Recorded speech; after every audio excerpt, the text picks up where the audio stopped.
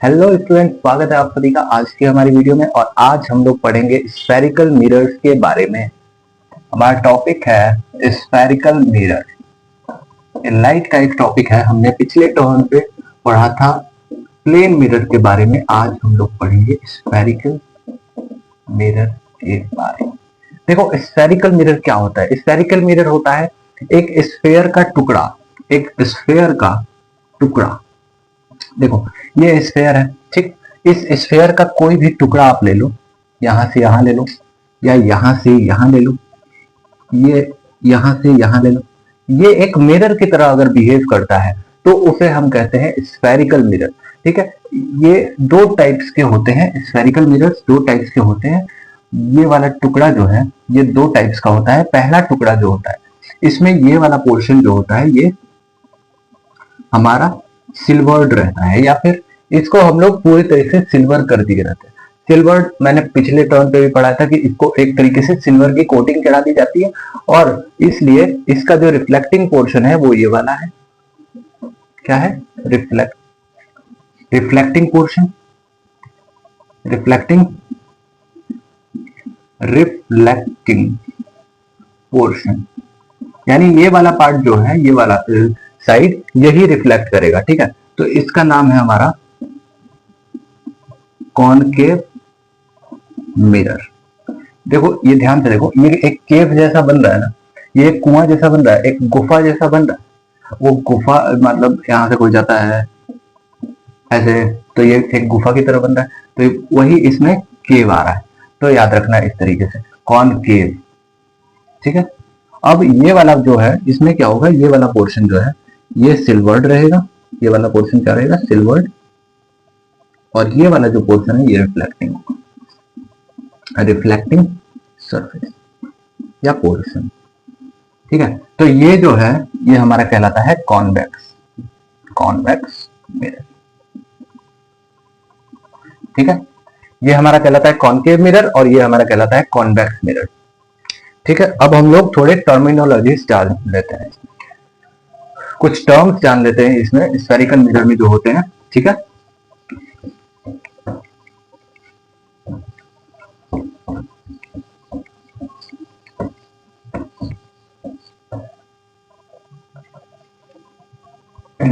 कोई भी टर्मिनोलॉजी हम क्या करते हैं, जैसे कि मान लीजिए मेरे पास एक कॉनकेव मिरर है, एक ये हमारे पास कॉनकेव है और एक मेरे पास कॉन्वेक्स है,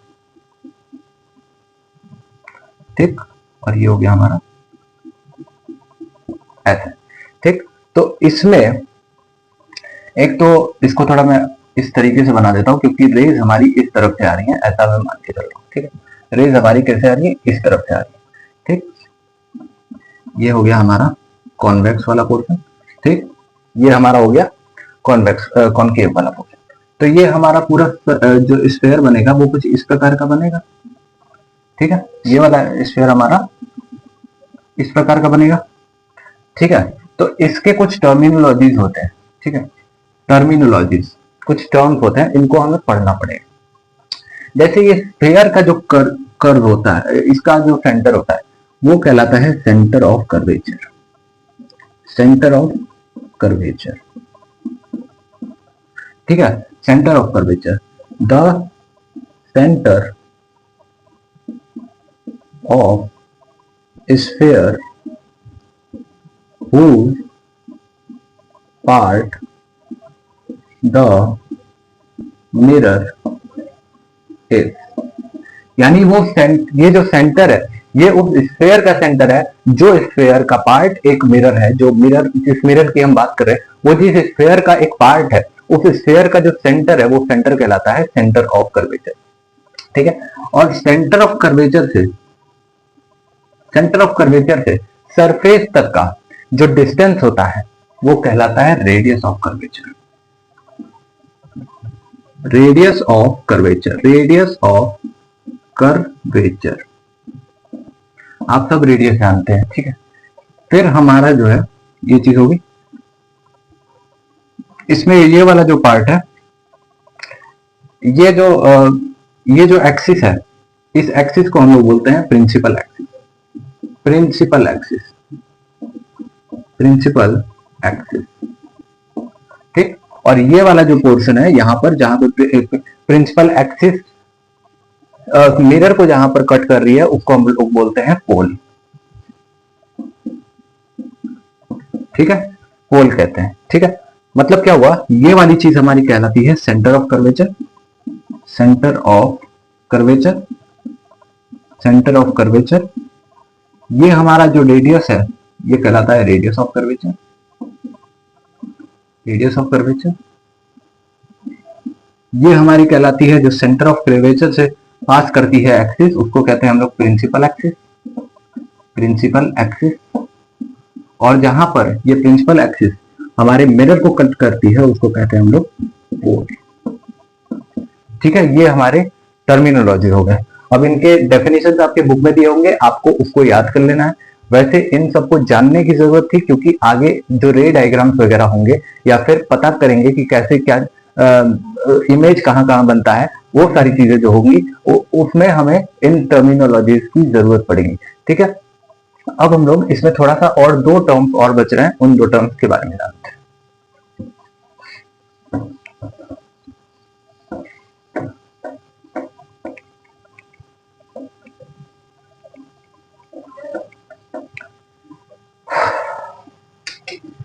इसमें एक और टर्म होता है, मान लीजिए ये हमारा मिरर है, तो इस मिरर और ये हमारा प्रिंसिपल एक्सिस है। ये क्या है हमारा प्रिंसिपल एक्सिस। Principal axis. और यहाँ पे हमारा कहीं मान लीजिए सेंटर ऑफ कर्वेचर है। तो जब हम पैरेलल रेज इस पे भेजते हैं, पैरेलल रेज जब हम इस पे भेजते हैं, तो वो कहीं ना कहीं डाइवर्ट होकर के ऐसे जाती है, और वो एक पॉइंट से पास करती है, जिस पॉइंट को हम लोग नाम देते हैं फोकस। यानी फोकस का डेफिनेशन क्या हो गया, फोकस का डेफिनेशन क्या हो गया कि parallel raise, parallel incident raise when get reflected pass through a fixed point called focus, called focus। अब देखिए इस फोकस से, ये पॉइंट हमारा फोकस है, इस फोकस से ये हमारा जो है, ये हमारा पोल है, इस फोकस से इस पोल के बीच की जो डिस्टेंस होती है उसको हम लोग कहते हैं focal length. Focal length, focal length क्या होता है, distance, distance between focus and pole, focus and pole. तो यह होता है distance between focus and pole. ठीक है, ये सारी टर्मिनोलॉजीज हमने पढ़ ली। अब हम लोग पढ़ेंगे रे डायग्राम के बारे में, कि रेज कैसे आती जाती है, और कुछ उनके प्रिंसिपल्स के बारे में जान लेते हैं। जिन पॉइंट्स को अगर हम जान लेते हैं तो हमारा जो इमेज फॉर्मेशन है वो बहुत ज्यादा आसान हो जाएगा। तो इतने पॉइंट्स हमारे लिए बहुत ज्यादा जरूरी थे जानने। अब इन पॉइंट्स के बेसिस पे हम लोग रे डायग्राम को समझेंगे। हाँ भाई, रे डायग्राम कर ले। चलो देखो, पहला चीज, मैं कॉन्वेक्स लिखूं या कॉनकेव लिखूं, मैं दोनों तरफ लिख रहा हूं। ठीक है, कॉन्वेक्स भी लिख रहा हूं, कॉनकेव भी लिख रहा हूं। कॉनकेव, ठीक है, कॉनकेव, ये हो गया कॉनकेव, और ये हो गया हमारा कॉन्वेक्स। ठीक है, तो सबसे पहले तो पैरेलल रेज, पैरेलल रेज जब आती हैं, ये हमारा क्या है, ये हमारा प्रिंसिपल एक्सिस है, प्रिंसिपल एक्सिस। और हमने डेफिनेशन में ही पढ़ा था कि जब पैरेलल रेज आती हैं तो वो एक फिक्स पॉइंट से जाती है, गुजरती है, और वो रिफ्लेक्ट होने के बाद एक फिक्स पॉइंट से गुजरती है, जिसका नाम होता है फोकस। ठीक है, फोकस होता है। और एक और चीज मैं छोड़ रहा था थोड़ा, माफ करना, फोकल लेंथ जो होता है हमारा, फोकल लेंथ, ये जो फोकल लेंथ होता है ये हमारा रेडियस ऑफ कर्वेचर का आधा होता है। ठीक है, एग्जैक्ट आधा होता है रेडियस ऑफ कर्वेचर का। ये जो फोकल लेंथ होता है, यानी कि यहां से यहां तक की जो डिस्टेंस होगी, ये रेडियस ऑफ कर्वेचर के आधा होगी।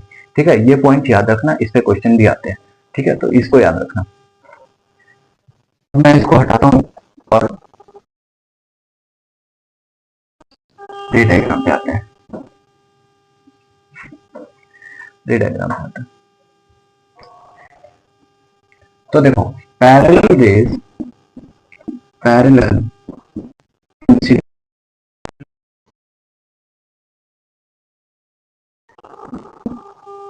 always when reflected pass through focus.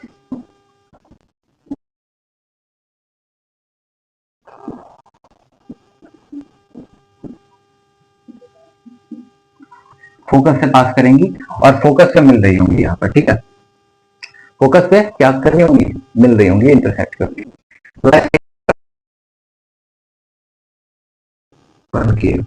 ये हमारा है कन्वेक्स।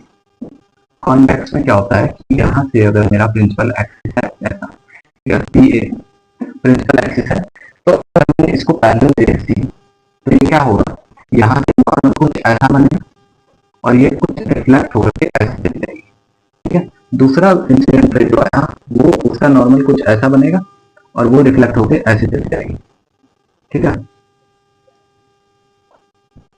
तो इनके मिलने का तो चांस बन नहीं रहा है, मिले किधर, ये जाकर के मिलेंगी इस तरफ, क्योंकि मिलना जरूरी है, तो इस तरफ मिलेगी। ये देख रहे हो आप, स्फीयर इस तरफ से बन रहा है, इसमें क्या है, आपका फोकस जो होगा वो बीच में आएगा ना, स्फीयर के बाहर तो फोकस आ नहीं सकता है, इसलिए इसका फोकस जो है ये वाला होता है, ठीक है। एक स्फीयर के अंदर ही रेडियस ऑफ कर्वेचर होगा, अंदर ही फोकस आएगा, अंदर ही सेंटर ऑफ कर्वेचर होगा, तो ये जो है फोकस ये इस तरफ आता है। और यहाँ पर एपियर ऐसा होता है, ये कोई पॉइंट नहीं है, ये एक इमेजिनरी है पोर्शन, ठीक है, इमेजिनरी पोर्शन है। इसमें क्या होगा, आपको एपियर ऐसा होगा, in this case the reflected rays will appear to be coming from focus। इसमें अपीयर ऐसा होगा कि ये फोकस पे से कहीं से आ रही है। आप इस इन पोर्शन में जब आप देखेंगे, इन पोर्शन से देखेंगे आप, यहाँ पर बहुत सारी रेज आती रहती है ना, बहुत सारी रेज आती रहती है, तो ये कुछ इस प्रकार जाएगा, तो यहाँ पर इंसान खड़ा है, खड़ा है और वो ऐसे करके खड़ा है, तो उसको ऐसा दिख जाएगा कि ये जो है ये जाकर के कहाँ से मिल रही है, फोकस। ये रिफ्लेक्टेड रे पीछे जाएंगी जब, थोड़ा सा मेरा डायग्राम मिस्टेक हो गया क्योंकि मैं रफ डायग्राम बना रहा हूँ, इसके लेकर के नहीं बना रहा हूँ, आपका ये सारा डायग्राम बुक में दिया हुआ है, मैं सिर्फ समझा रहा हूँ, ठीक है। याद रखिए कि जब भी आप इमेज फॉर्मेशन कर रहे होगे तो जो भी पैरेलल रेज आएंगी वो पैरेलल रेज फोकस से होकर कुछ आएंगी, चाहे वो कन्वेक्स हो या फिर कॉन्केव, ठीक है। ये पहला केस है हमारा, केस 1।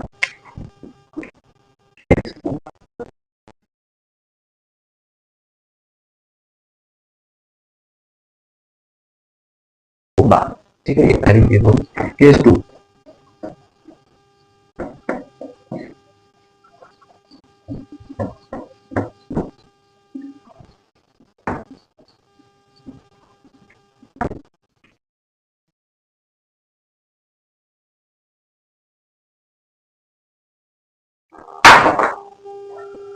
केस 2, केस 2 जो है, आपको एक चीज पता है कि जो भी हमारे कोई भी हमारा सर्कल है, उस सर्कल से हम अगर एक लाइन सेंटर की ओर खींचेंगे, सेंटर से सरफेस की तरफ खींचेंगे, चाहे वो कोई भी लाइन हो, ये हो, ये हो, या फिर ये हो, या फिर ये हो, या फिर ये हो, ये कोई भी लाइन अगर हम खींचेंगे तो ये सारी lines, all lines are perpendicular, all lines are perpendicular. सारी लाइंस क्या है, परपेंडिकुलर है, सारी लाइंस क्या है, परपेंडिकुलर है, ठीक है। और हमने पढ़ा था कि परपेंडिकुलर लाइंस जो होती हैं, पिछले टर्न पे पढ़ा था हमने प्लेन मिरर में भी, कि परपेंडिकुलर लाइन होती है वहां पे एंगल आई जो है वो जीरो हो जाता है, तो एंगल आर भी जीरो हो जाता है। इस वजह से जो वो सरफेस जो हमारी रिफ्लेक्टेड रे होती है वो अपने पाथ को रिट्रेस करती है। समझाता हूं, फिर से समझाता हूं। मान लो ये सारी चीज समझ में आ गई। अब एक बात बताओ यार, सेंटर है ये, ठीक है, सेंटर है ये, सेंटर से कोई भी लाइन तुमने खींची सरफेस तक, उसको क्या बोलते हो? रेडियस बोलते हो ना, रेडियस ऑफ कर्वेचर बोलते हो ना। तो ये radius of curvature, radius of curvature, यानी कोई भी रे अगर रेडियस ऑफ कर्वेचर से, मतलब ये सेंटर ऑफ कर्वेचर से पास करके जा रही है इंसिडेंट रे, तो ये अपने पाथ को रिट्रेस करेंगे। Any incident ray passing through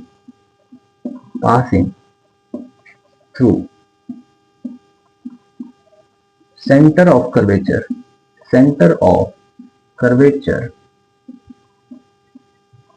of will retrace its path after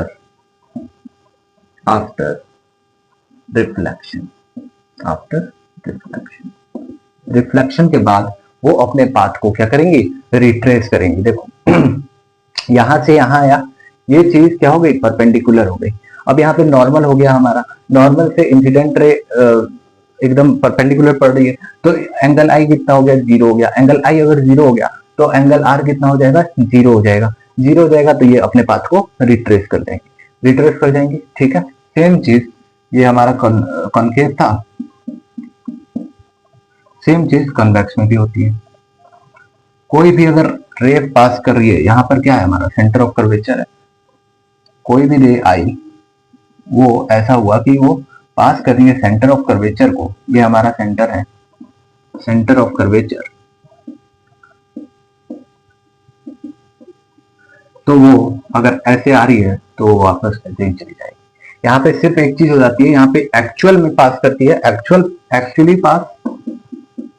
पास करती है, ठीक है। और यहाँ पर क्या होता है? कन्वेक्स वाले केस में क्या होता है कि appears to pass from center of curvature, ठीक है। ऐसा अपीयर होता है इसमें क्योंकि आप अंदर का पोर्शन तो देख नहीं सकते, जो पोर्शन ऑलरेडी सिल्वर्ड हो चुका है, ठीक है। इसमें आप रिफ्लेक्ट होगा तो यहाँ पे कहीं दिखेगा भी, इसमें रिफ्लेक्ट कहाँ होगा? इसमें तो रिफ्लेक्ट होगा तो इधर ही आएगा ना, और अंदर से आता हुआ आपको दिखाई देगा, ठीक है। ये चीज समझ में आ गई। तो ये दूसरा केस हमारा हो गया। तीसरा केस होता है, तीसरा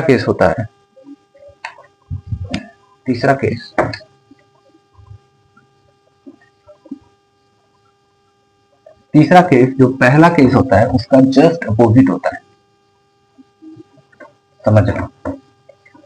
समझ जाना भाई, समझ लेना, ठीक है, समझना।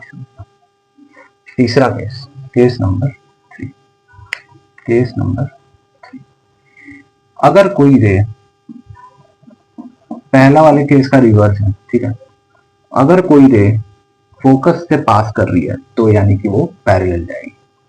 पैरेलल थोड़ा गंदा बन गया, पैरेलल से जाएगी, पैरेलल जाएगी, ठीक है।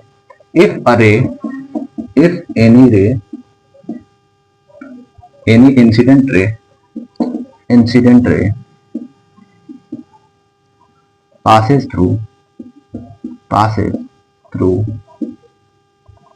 focus, the reflected ray